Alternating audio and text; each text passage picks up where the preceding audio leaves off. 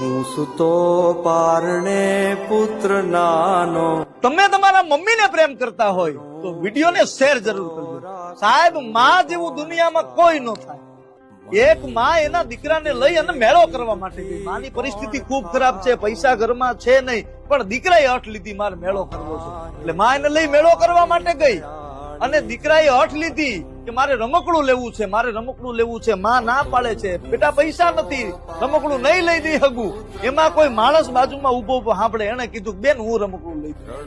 અને તઈ માએ ના પાડી, ભાઈ તમે લઈ દો માં, કારણ કે મારો દીકરો રમકડું લઈને મારા એરિયામાં મારી સોસાયટીમાં રમતો હશે ને તો માણસો વાતો કરશે કે આની પાસે પૈસા નથી, રમકડું લઈ આવી ક્યાંથી? તો ભાઈ એને લઈ દો માં. અને એમાં ધક્કો આવે પાછળથી, માં અને દીકરો છૂટા પડી જાય. દીકરો છે એ મામા કરે છે અને માં છે એ દીકરો દીકરો કરે છે. એમાં બાળક છે એ ઓલા માણસને મળ્યો ને એટલું કીધું હાલ બેટા હું રમકડું લઈ દઉં.